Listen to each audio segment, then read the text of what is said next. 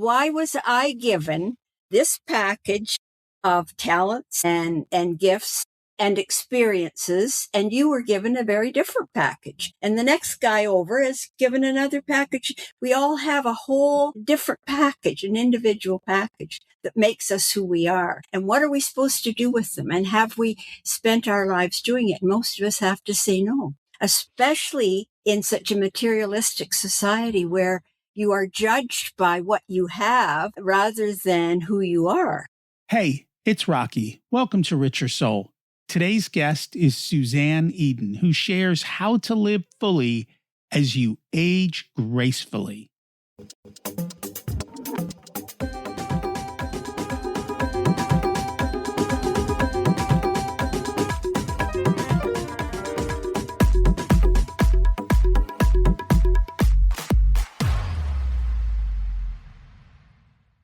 Imagine it's 12 months from now, and you've achieved your major life goals. How does it feel to be in the best shape of your life? To wake up energized, excited about the day? To have great relationships and friends who support you and propel you forward? How does it feel to have an excess of money, to be able to make the choices you want? To be fearless and open to trying new adventures? Imagine being connected to the universe and it providing everything you desire. It's possible over time, and your past does not dictate your future. The only thing holding you back from this vision is you. It's time to take control of our thoughts and use them to our advantage. Welcome to Richer Soul, where we achieve our dreams and bring balance to health, wealth, relationships, time, and spirituality. If you have not had a chance to listen to episodes 1 through 9, I encourage you to go back and listen to the framework behind Richer Soul and how to create the life of your dreams. You can also find all the show notes for this episode at richersoul.com. Let's be honest, a lot of people are quietly afraid of getting older. Not the number, the part where you stop feeling useful, where your body changes, where the world speeds up and you start wondering if you still matter. Today's conversation is for that fear and so much more. Dr. Susanne Eden will reveal how old she is during the episode. And she's not talking about aging gracefully like a Hallmark card. She's talking about what actually changes a life late in the game. Healing what you buried, reclaiming purpose, and rebuilding your inner world so the outer world doesn't run you. We'll cover why retirement can feel like falling off a cliff, how old beliefs, stored stress, and unprocessed pain can shape your health and your choices for decades, and what it means to take ownership and to reconnect your mind, body, and spirit in the simplest way to start feeling alive. So stay to the end. She's going to bring you lots of valuable information. Let's dive in and meet her and see how she's lived her life. Welcome to Richer Soul, Susanne Eden. It's great to have you join us today. Thank you for having me. I've been looking forward to talking with you. And I'm excited to learn from you today as well. We always like to start at the beginning. What was it like when you were growing up, and how much did your family and school teach you about money?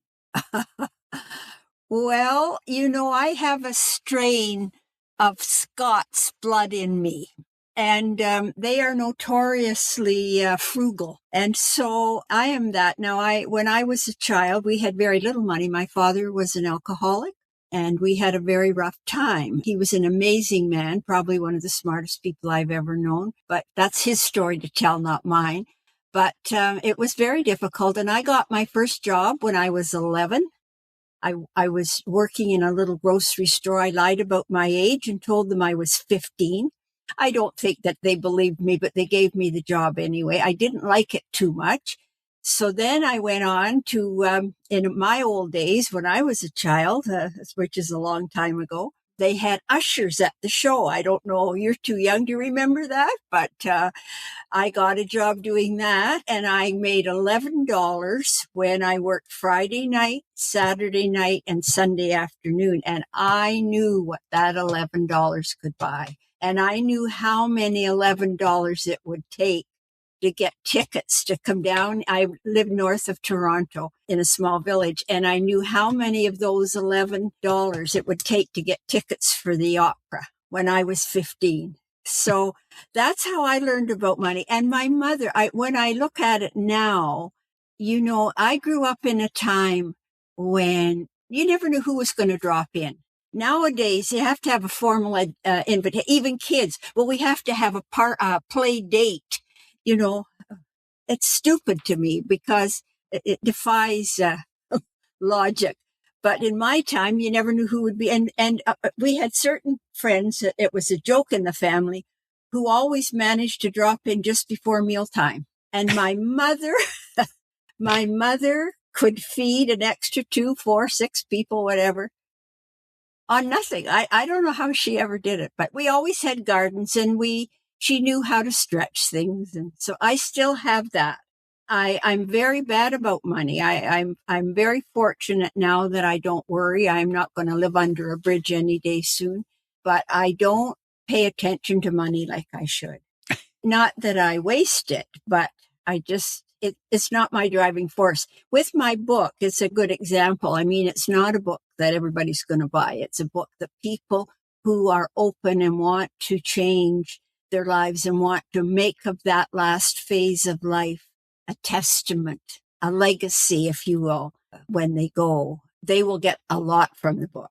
I don't do things for money. When I used to do a lot of public speaking and traveling around the country, I've been all over Canada, every corner of Canada, north, south, and everywhere. I half the time never asked them what they were paying, I would just be interested in what they were trying to do and how I could help out. So, and that really does come from family. I think the values you have dictate what you think about money. It does. A lot comes from family. Very rarely does school teach about money. Still to this day. No, nothing. No. Out of curiosity, is that frugality still a trait, not with you, but that you see in society or in that culture? No, not at all. I don't know how children today have any concept of money. When you just go to the store and hand over a piece of plastic. I did my doctoral studies. I'm a doctor of education, not of medicine. I always like to make that clear. And I did my doctoral studies on children's play and learning. And I spent a whole year doing a qualitative study. That is, I was a play partner in a kindergarten classroom every day from September till April. And I always remember when they love to play store. And that's a universal theme all over. Stores are different places, but the idea of going to a store.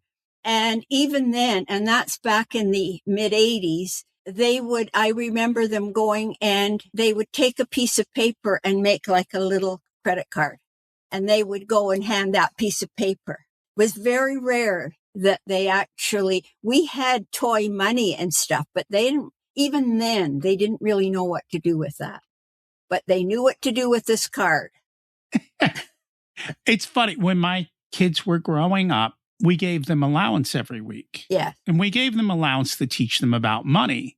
And we gave them dollar bills. And so they always understood the value of the paper. And the thing with dollar bills is, well, you talked about the $11. After 10 weeks of $11, you got to stack this thick, right?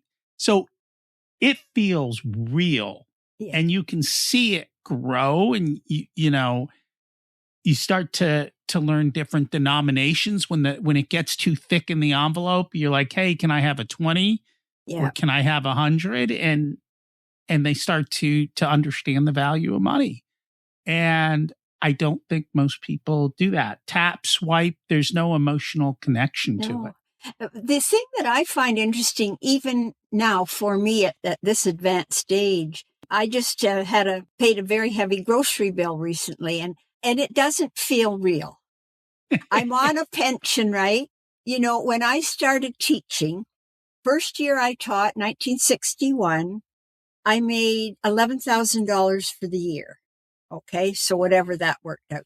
And we got that check every 2 weeks for whatever the amount was. And then we went to the bank and we We've got the physical money from that. So when you went to the store, you paid whatever. And so the pile went down. The pile might have started like that, but as you spent it. So, I really find it's a fascinating topic. We could spend the whole time just talking about that because it is a really interesting topic. And I think that's partly why we've come to a place in society where they want children don't accept having the second-hand hand-me-downs of somebody else. I listen to my younger friends who still have fairly young children, and even very young age, they know what the brands are that are hot. And that there's something wrong with that picture. I don't disagree with you. You're reminding me back. I grew up with Montessori. Okay. And our family also was involved in teaching Montessori. Okay. And so even in Montessori, when you count, they actually have the physical items. You start to see the difference between a 1 and a 10 and 100 and 1,000. You physically see it, feel it, can learn how to count it. Yeah. And so numbers become real. Yeah. And I guess I don't know what they're teaching kids these days. We taught our kids that way. And so I think that was kind of a big differential. Yeah. Interesting. Yeah. So you've kind of alluded to it, but I think people should know, unless they're watching, even if they're watching on YouTube, they couldn't even guess. How old are you? First, and now the age, we're not supposed to ask this question of women, but I asked ahead of time with her permission. Well, as I said to you earlier, we go through these phases where we don't want anybody to know how old we are. We lie about our age and we snip off a few years as we head towards 40. I'm at a stage now where I'm very proud to say I've turned 87 in October. And I'm not without some physical issues. And they're affecting my mobility, which is a concern. But I think my mind is as sharp and as clear as it's ever been. I'm certainly writing as well as I've ever written. Now, that's not to say that I might draw a blank at some point in this interview and say, well, who am I and where am I going? But I'll try not to do that on you, Rocky. And so one of the things that I talk about more so these days is longevity. But for me, longevity is about lifespan, which means that at 87, I do have a fully functional mind, that I can live on my own. I'm not in some sort of care. I know you mentioned Italy last year. These are the types of things that we should still be able to do and be functional, but it takes intention to get to that point in the way that we live our lives. Well, I think that for me, part of it is being a lifelong learner. I've written different blogs about that. I've done articles about it. I don't think anything has served me better throughout my life than my thirst to learn. And I can remember my career started in school board. I didn't have very many years where they let me loose with the children. I ended up in administration, but I always kept protected time to spend in the company of children in a classroom. So I would never lose touch with the reality of what teachers faced and what children faced when they sat there for a whole day. But I can remember very clearly I had the choice of a significant advancement in administration at the same time that I was offered a tenure stream position at York University in Toronto. And I would take a huge cut in salary if I went to the university. People don't think that, they think, oh, that's where you're going to make the money. No, it's not. Especially as governments cut education to the bone. And I came home and talked to my husband and, he said, do we need more money? Well, no, we're living comfortably. We're not wealthy, but we don't need wealth. We have sufficient for everything we want to do. And so I went off to the university and finished my last 10 years of my career teaching at the university because I wanted to continue to learn. And I still do now. Doing these things, I used to do a lot of public speaking. at one time. I was all over Canada doing opening conferences and doing workshops and stuff. But that's a long time ago. I've been retired nearly 30 years. So, and that was very much one of my questions. I open each chapter of my book with a quote and with kind of a key thought. And one of them is, statistically, we can now, barring a traumatic event, we can live to be 100. So if you retire as I did at 60, 40 years, what are you going to do with that? You're going to sit there and go downhill every day a little bit further, or are you going to, my very first blog was called Metamorphosis, Over the Hill or Flying High. And that's your choice. It is. It's funny. There was just an article that came out in the Wall Street Journal that popped up on my feed. It's called The Retirement Crisis No One Warns You About, Mattering. It says everyone worries about their future wealth and health, but very few people talk about how to continue to feel seen and valued in the world as you retire. Yeah. And I think that's exactly what you're talking about. You're talking about continuing to be seen, continuing to grow, continuing to matter. And I think the key is exactly what you said. Lifelong learning is what keeps people sharp. I look at somebody like Warren Buffett or Charlie Munger. They're constantly learning. They're running businesses. They're not. I see that people who are actively engaged seem so vibrant in their elderly age, and those that aren't, don't. And so I think it's a big part of it. I never used to understand this business of choice. And people will say to me, oh, yeah, but I don't have any choice because I've got multiple sclerosis, or I have Parkinson's, or I have something. So therefore, I'm finished. No, you're not. And I love that movie that they did on, what's it? Now you see, I told you my mind would desert me at some point. The famous scientist who was so disabled and ended up right through, till his last days making. Was that Hawkins? Yeah, Hawkins. Yeah. We can have disabilities. I told you the story about my father when he was in his last days and the difference he made. Now, it was just to the few men that he contacted within the hospital setting he was in, but he changed their lives and he was dying and there was nothing left of his body at that point.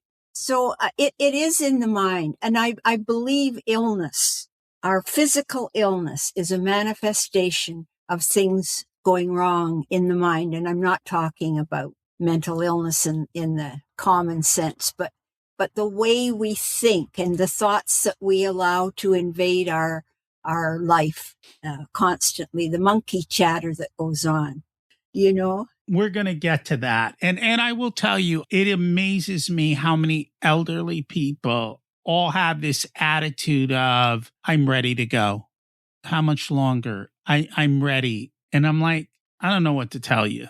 No. It doesn't sound like you're living life to the fullest. So we're actually here to talk about your book. What inspired you to write the book, Healing from the Inside, Living Fully as You Age? Well, it's my own story. And the reason that I didn't write it to show myself off or anything like that, that was not ever part of it. I went through so much trying to find a way to make my life have meaning, to feel better. I started with trying to feel better physically. And I don't think it's any different now, but certainly my generation, we were brought up to believe that the doctor knew everything and whatever the doctor said, you did. And truly, the Marcus Welby, if you're old enough to remember who Marcus Welby is, this benevolent, wonderful person who had all the answers. And I found that was a absolute myth. And especially as we've come into this in our lives where everything now is pharmaceuticals.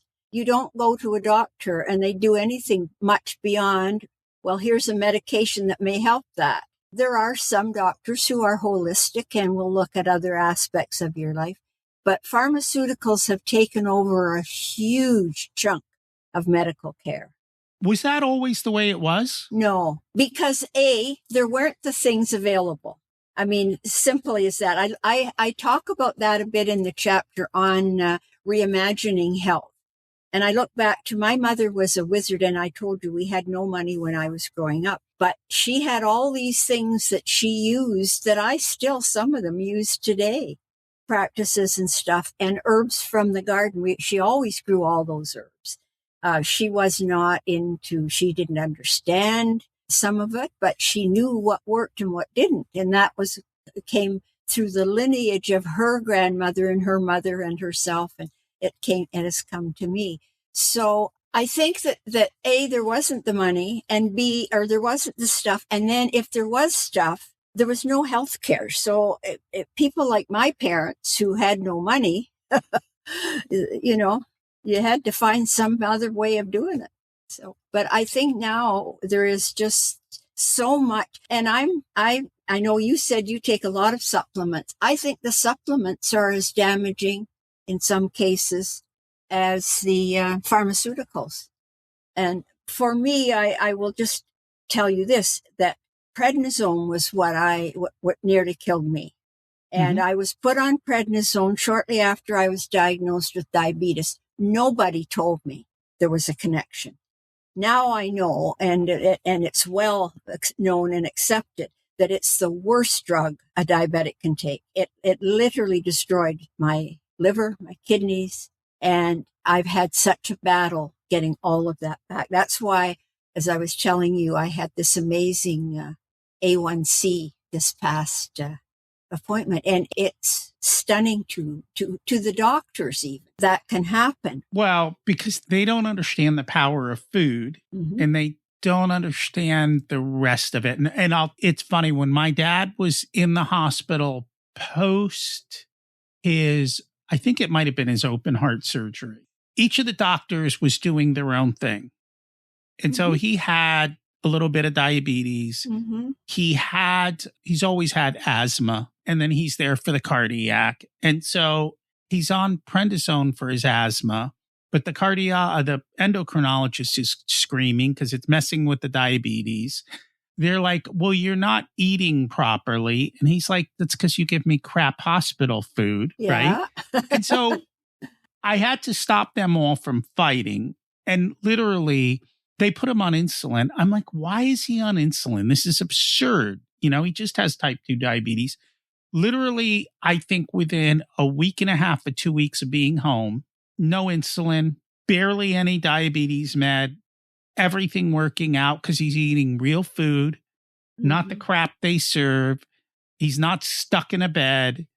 He's not feeling worthless, being locked up, and it works out. But it just amazes me that they can't understand this. And yet, to this day, I don't think it's gotten better. I think it's gotten 3 times worse.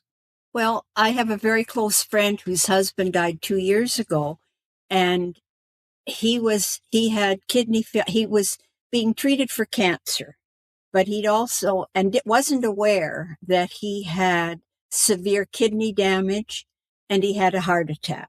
And at one point, the cardiologist recommended a medication. And fortunately, my friend was very proactive. And before she would let him take that, she contacted the nephrologist, the kidney doctor. And he said, oh my God, if he'd have taken that, he'd be dead tomorrow.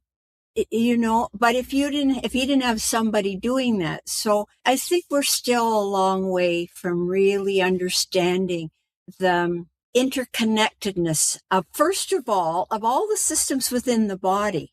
I say someplace in there, we're treated like we're a machine or like a car, and the mechanic can haul out this part and stick something in and off you go. We're not that. The more research that's going into this communication among the systems of the body, and it isn't just that, it's the communication then of us with the other living organisms. And I'm really into the studies that are going on about the communication among trees, the underground communication within the forest. It's fascinating to me. And you think of our bodies and how each part is there to support the rest of them. And if one is damaged, it will affect all of the systems. I can remember asking a nephrologist that I had to see. I had a urinary tract infection, and I asked him, could he give me a prescription? And he said, no, you'll have to go to the urologist. I said, aren't they connected? You know, you went to school all those years and you can't give me a prescription just for a simple infection. Yeah, I mean, that's how much sense it makes. No, and you do have to learn for yourself and figure it out and challenge and question. One of the things that you talked about early in the book, though, was clearing trauma and healing old beliefs. Mm-hmm. Can you share a little bit on that and shed a little light on that subject? Well, that's the heart of it, isn't it? And it wasn't for me. I went from this, what I call it 3 stages, but I went from this healing from the outside, where I go to the doctor and he gives me 3 prescriptions for this and that and the other thing. And then this one doesn't work, so he gives me something, and then that one doesn't. So you go through all this crazy merry-go-round of one medication and another and what they're all doing to each other. And I got really fed up with that, and nothing was helping me. I was on prednisone for 12 years, if you can imagine. And it had affected my mind to the point where if you would ask me my name, this is 30 years ago, if you would ask me my name, I could hardly tell you. I had such brain fog. And now I'm writing, I'm doing blogs, I'm doing all kinds of stuff 30 years later. But it wasn't till I said enough of this, and I started then into the second phase that I call taking ownership, where I decided it wasn't up to the doctors, it wasn't up to the pharmacist, it was up to me. And I know my body better than they do. And I know what habits I have that aren't supporting my health. And I either make the choice to do something about that, and that can be in really as basically as I say, food, exercise, and breath work, and changing the mind. There's four kind of pillars, if you want, for that. And until we take ownership and say, okay, what can I do for myself? How can I get all of these pieces together to support my body's ability to heal itself? Then we just give up. And it is a choice. It really is a choice we make. We can either say, well, I'll just sit here and do this. Someone the other week said to me, I was hobbling because I'm having a lot of trouble with spinal stenosis and stuff. And I was really sore. And she said to me, you've got to do something about that. And I said, well, I did check with the specialists, and they want me to go back on prednisone and take shots of cortisone in my spine. And I don't choose to do that. And she says, why not? You're old, It's not, what's the matter? Why wouldn't you do what you can to get out of pain? Well, physical pain isn't as bad as spiritual pain and mental pain. And by spiritual pain, I mean those things you talked about, meaning, believing that you still have a purpose, love, all of those. The best of who we are is to me the spirit. And I think when that is damaged, now, so to get back to your question, so as children, we may not be in a situation where we're physically abused or sexually abused or something, but we can be in a home where there's a great deal of verbal abuse, psychological abuse, different types of stress on us as very young children, and we learn coping mechanisms. And I talk about my own personal experience of that and how the coping mechanisms that I developed, and I'm talking young, like preschool age, where I could hide myself away psychologically. I learned how to do that to protect myself from trauma that was going on in our home, and how that continued to shape a great deal of what I did and what I became as an adult.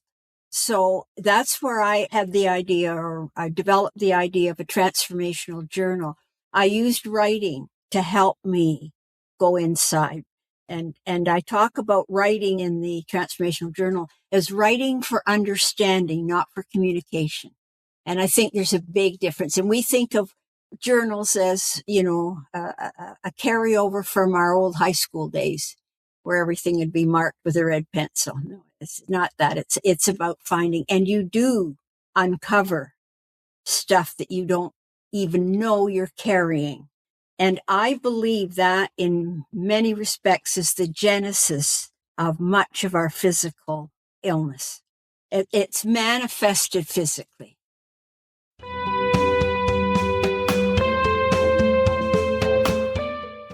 This episode of Richer Soul is sponsored by the Profit Answer Man podcast. If you're a business owner who wants to scale and grow, increase profits, or want to have strategic conversations around your financials, then check out the podcast. You'll learn how to work less, increase cash flow, increase profits, and build reserves to help you weather storms. It's built on the Profit First methodology of pay yourself first. The Profit Answer Man podcast is a must listen to for every small business owner and anyone who wants to help them survive and thrive. Check it out on your favorite listening platform. Was there a point or was there something that caused you to go back and look at those childhood beliefs, or was it just awareness? I believe that I was guided to do that. Again, I do have this story in my book, but I went to a presentation by an energy healing doctor. He was a legitimate doctor, but he was doing a lot of energy healing stuff. And he had a theme that night of birth and the sort of what we start off with before we're even born and how that affects things. So I was very interested. I was sitting there listening. And then when I came home, I got out my journal and I started to write my story. I mean, what I'm told is that I was a very teeny baby. I wasn't quite 4 pounds. And in those days, 87 years ago, that was pretty serious, right? And I thought about how determined this little scrap of humanity must have been to survive what I survived. And then looking at and so it began there. And as I began to dig further and further and go back into my memories, I understood the effects, for example, of my father's drinking, what it had on me. Now, I was very fortunate that my father stopped drinking when I was in my teens. So that's another whole story. But in my early childhood is when he was at his worst with drinking, and how that affected me, how I loved him dearly. He was a wonderful father in so many ways, but he could turn from being the most wonderful father in the world to a monster when he was drinking. So, but I had never processed that until I was in my 70s. And some of the other things I don't choose to share, but there were other things that happened that I really, we bury them. We don't want to think about that stuff. It's too painful. And I just said in one of the articles I just wrote this week that facing those long buried memories of the experiences that cause us to have negative energies that are stored within is a soul-searing experience.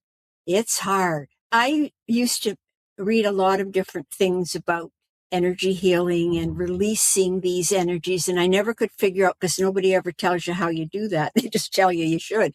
And so what I came to realize is that they release themselves. Once you put a name on that hurt and you bring it out and look at it, it has no more control over you. And that's guided from within. I am positive of that. I think we have somehow the capacity to find a path. And no two paths are the same. My book is not a recipe. It's a support for people who want to make of their last journey, or the last stage of life, something really important and meaningful. And that's the key. And, it's not surprising that you didn't see it till much later in life. I think a lot of times we probably have to slow down and create the space. Oh, of course. For those conversations to occur. Otherwise, they don't necessarily occur. That's where reflection and meditation comes in. It's taking time every day to say, World's not going to fall apart if I take a half an hour or 3/4 of an hour to just be still.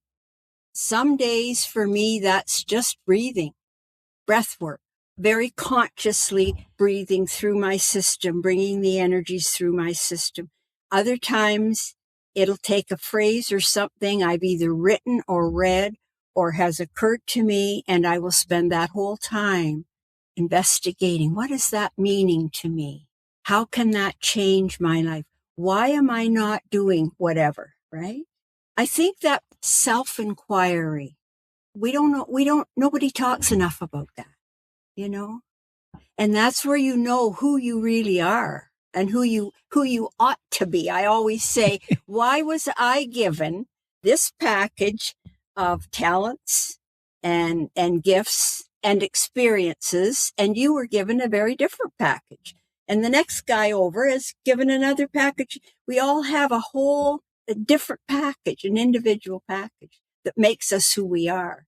And what are we supposed to do with them? And have we spent our lives doing it? Most of us have to say no, especially in such a materialistic society where you are judged by what you have rather than who you are. You know, if you've got the latest Tesla in your driveway, oh boy, you've made it. You know, it's funny because my wife and I volunteer on a lot of charity boards, and we were at a meeting recently. And again, you have to realize the people who give to charity generally tend to be older. Yeah. And one of the conversations was about older people and how they just lose their filter. They stop giving a damn. But you see, I lost mine very early on. I'm very bad. I'm with you on that too. It gets me in trouble from time to time. And I'm like, you know what? I guess I'm okay with it. And I think I've come to learn that when people react to what you've said or done, it's not what you said or did. It's something inside of them has created that reaction. And more often than not, they're unaware of it. Yeah. And honestly, that makes me think, if I look at social media today, I can see by the way people are reacting that they got a whole lot of problems. Well, and you can tell because of the way they behave. I believe that social media is anything but social. I think it is highly egotistical. And you look at what people post in the selfies and the crazy nonsense. And, if you're traveling at all, you see people who spend all their time taking a picture of themselves. They don't look around and see what's there. I had a marvelous trip to India a few years ago. And, it's such a rich and ancient culture. It's a wonderful place to visit. But, and everybody's running around with their camera, taking all these pictures and the food on their table when they're out, like, who cares? That's not connection. That's look at me. So I'm having a struggle with social media. I don't do nearly enough posting, and my book promoters are after me for that, and they should be, but I just, oh dear, I don't. I'm with you. It's funny.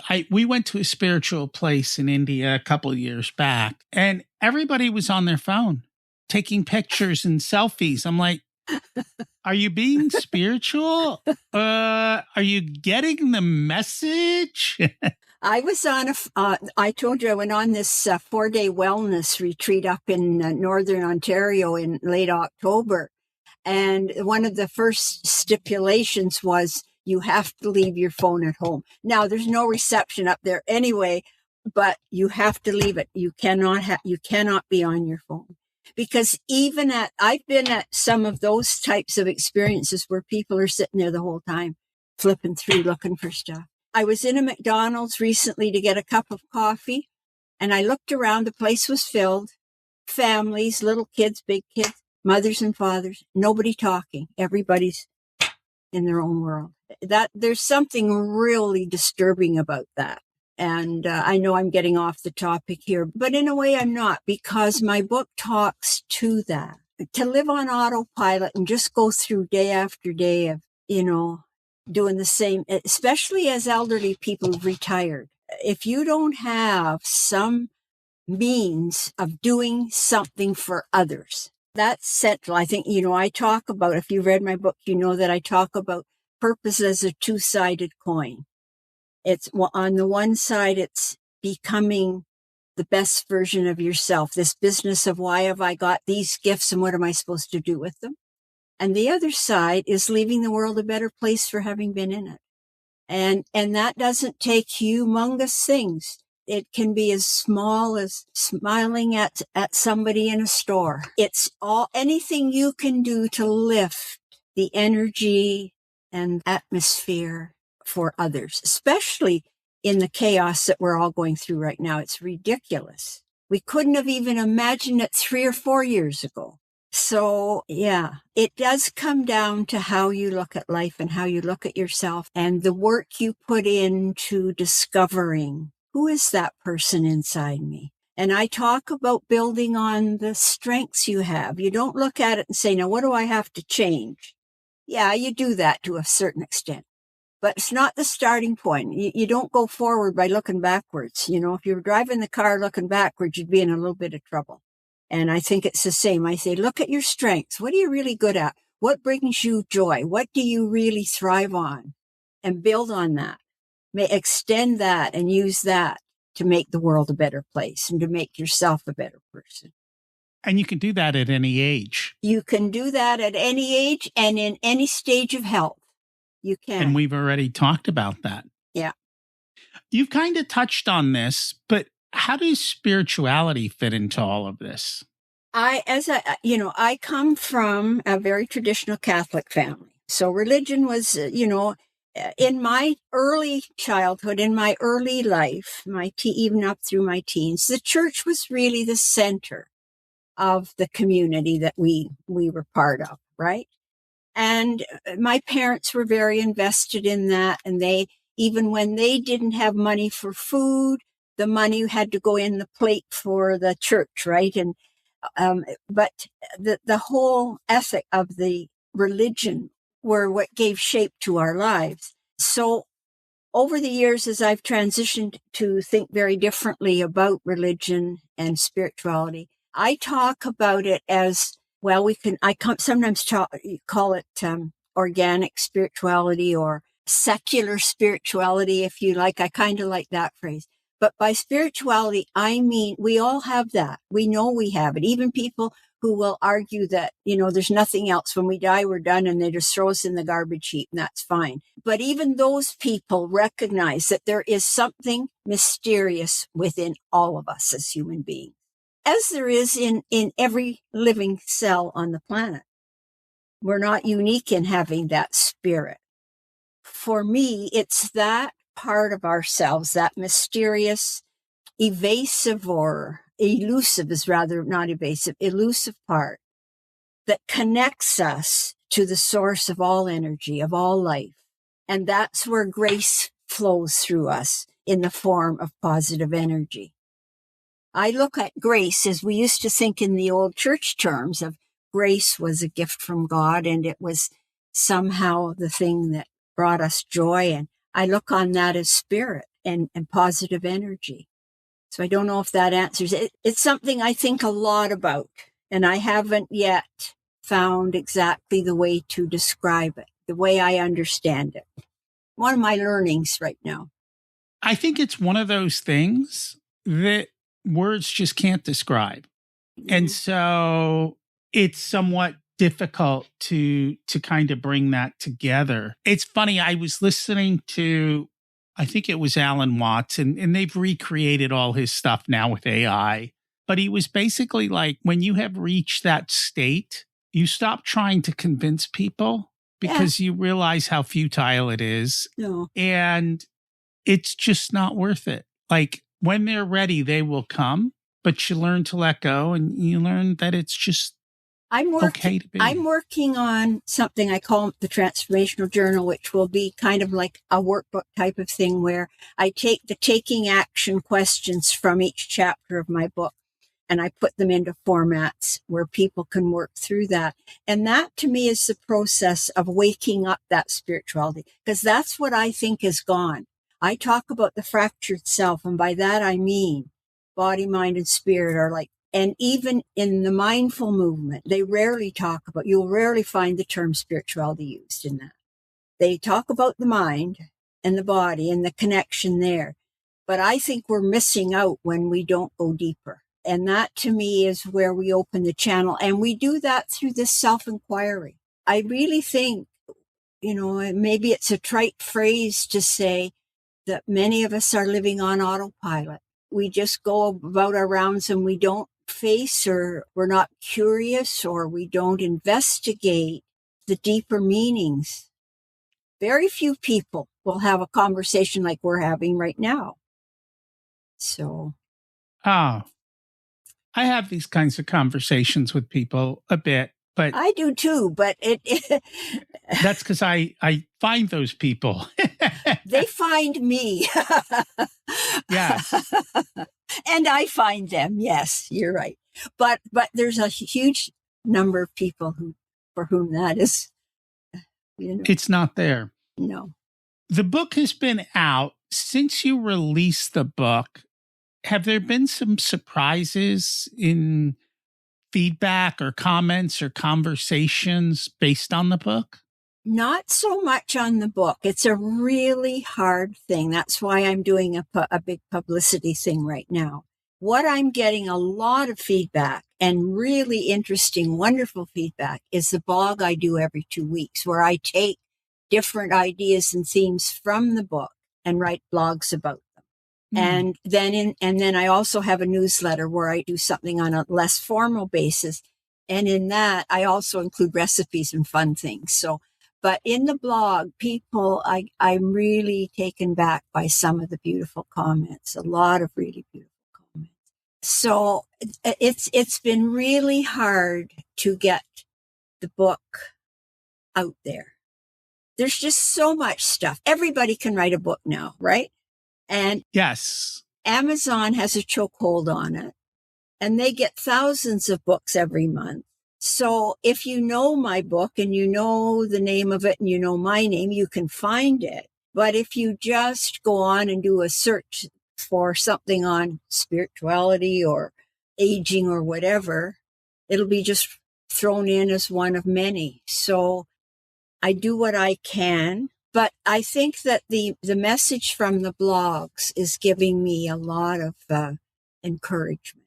And especially, like, I do a variety of things. I do some very I don't just do all, more philosophic or religious. I don't mean it to be religious, because I don't intend that for it to be. It's a secular book. But I do a lot of very practical things. And I do in my book.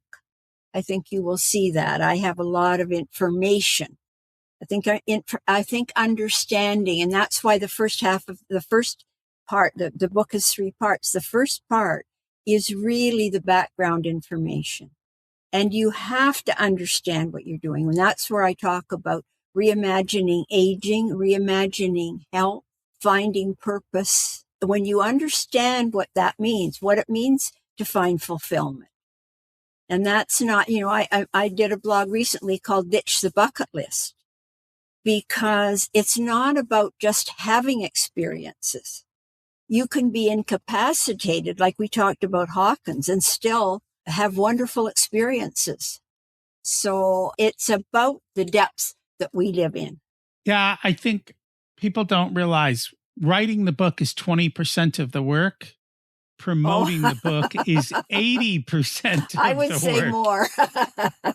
No. And that's the reality of it. Yeah. No, this book was a long time in the writing, because I was also, when I've written books before, stuff for education, I knew it was stuff that I had talked about to many audiences, and I'd worked with teachers and children and stuff. This is something I'm living. And so my blog is.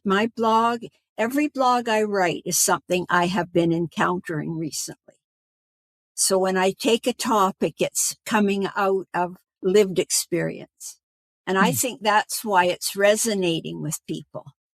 And Well, it's interesting, though. Years back, if you wrote an article for a magazine, it might be 1,500 words, even 2,000. Now, oh my God, you mustn't go over 900 words. Nobody will that read it. is not true at all. Oh, That is not true. People who are interested will read it. Long form content works. yeah. It does. Don't listen to the people who are writing for the people who are going to read your type of material will read a longer content. Yes. It's just the reality. Yeah. And I'm very realistic about that. I never expected huge audiences, but I wanted to support people and have them not have to go through as much frustration as I did trying to find this path. I really had to investigate a lot of stuff. I did a ton of reading of research of people who are known in this business. And there's a handful that I gravitated to and that I keep close to me on my bookshelf. There's a lot of them that just have a lot of words on their pages, but you don't get a sense that their heart is in there or their soul. And that does happen a lot in the world of book publishing. If you want to reach the younger crowd, try YouTube. Right. Chat GPT, right? Yes. Ryan Holiday just did a really great article on the fallacy of Chat GPT. I loved it. I ran it off and I read it several times. I will have to check that out. I've read a lot of his work. I haven't. He's done a nice article on that. The other thing I wanted to mention, because it's fresh in my mind, you know who David Brooks is on PBS. He's on PBS and he's a political commentator, and he writes for the New York Times and the Atlantic and different. But anyway, he did an interesting interview where he's talking about spirituality and the difference between religion and spirituality. And he's arguing on the side of religion, where I look at it the other way. And his argument, which is good and it's valid, because he said with spirituality, it can be very airy-fairy. But he said with religion, you have a framework, you have a system of actionable things. Where with spirituality, it's more airy-fairy. So anyway, I found that interesting because I love David Brooks. I think he's really interesting. I've been following him on PBS for years. The reality is people want to be told what to do. And so that's what it is. They don't want to think. And that is unfortunate. But I am surprised because everywhere I go, I meet people and we talk about this. I said earlier, that I didn't think there were that many people, but I do. I meet people all the time for whom my message resonates. And I think that there is a real awakening among us, that there is something deeper and there is something more meaningful, and there is a way for us to come through the chaos. And I really do believe that the destruction of all of the things that gave our life structure, the church, politics, healthcare, education, they're all crumbling. Who do we look to? And I think that has a very definite purpose in reshaping the world, and it needs it.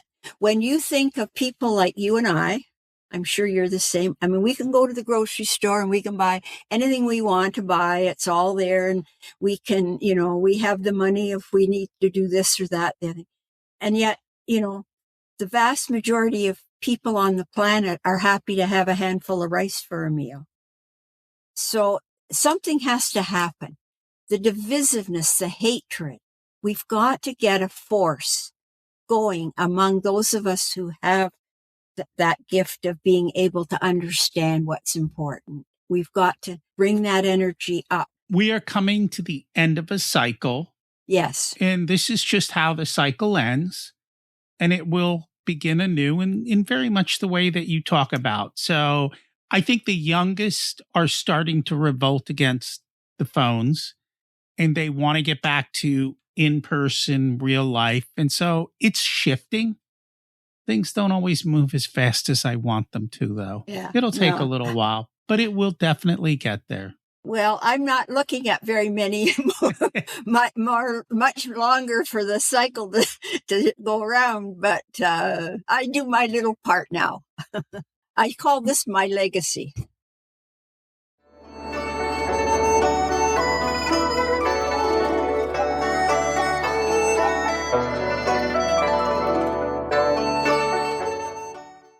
It's time to learn the secrets of life. What's one truth about success you wish more people understood? That success is who you are, not what you have or what titles you might have. That's very true. And a lot of people find out, and that's kind of what I talked about with that article that just came out in the Wall Street Journal. The moment you retire, you're forgotten. All those things vanish. And if you built your life on that, it just disappeared. What did you learn later in life that you wish you would have learned sooner? Oh, without a question, for me, it's not giving people outside myself the power to define who I am. I wish that I had understood that the only person that matters in that conversation is me. And that is very, very true. Don't let someone else define you. Tell you what you can't do. I've had that for my whole life. And at the risk of sounding sexist, I will say, being a woman in education, which is primarily women teachers in elementary education, men had all the say. We did the work. We were the thinkers. We were the visionaries. And they took the credit and got the big bucks. I wish I'd known that when I was much younger. I very much can see that. If you were to give an 18-year-old one specific piece of wisdom, what would it be? Believe in yourself. Believe in yourself and understanding that you have the power. And you don't find success and you don't fulfill your life by sitting waiting for somebody else to hand it to you either. That it's about doing all you can to support yourself. And then I guess what I will just end it with is something that is a mantra of mine that I have used through the whole writing process. Trust the journey. Enjoy the journey. Enjoy the journey. Yes. If you trust it, you will enjoy it. That you're not in this alone. We got this, we're so afraid to talk about any kind of God or somebody directing our lives or all of that. But there is somehow a wisdom in this universal source of energy that directs us. And the more we do to help ourselves, the more it comes back to support us. Very, very true. If people would like to learn more about you in the book, how do they do that? Well, it is on Amazon, and it's also available in Friesen Press. And my website, if you're interested in the book or in what I say in the book and how I elaborate through my blogs, my website is Susanne Eden, Susanne, Eden, Eden.com. And I have we also now have put up some links to some of these interviews and podcasts and also to some of the articles. And I've done my first video in a series I'm doing called Chatting with Susanne. And it's a very informal chat I had with a very close friend who's in her last days with stage 4 cancer. She's a little bit younger than me, not much. We've known each other since we were young teachers. And it's on the final journey. And she expresses so eloquently and with such hope what she's been facing, how she's come through it, and what she imagines. So that's the first one in that. And those are all on my website. And we'll put that in the show notes. Thank you so much for joining us today. Thank you very much, Rocky. What hit you from today's conversation? Do you have one small thing you can do before you move on? If you don't, why not take 10 minutes and write a truth inventory? What's a belief about your life, your body, your age, or your worth that you've been carrying that may not be true anymore? Maybe something that you decided in childhood that you don't even remember. When you start to look in the mirror, it's amazing what happens. Take the time, find a pen and paper, Write it down and then ask yourself, what do I want to choose instead? If you know someone who's saying, oh, I can't wait till I retire, or maybe they're close to retirement or retired already and dealing with some of this and quietly asking, do I still matter? Would you do me a favor and share the episode with them? I'd appreciate that. Thanks for listening. Have an abundant week.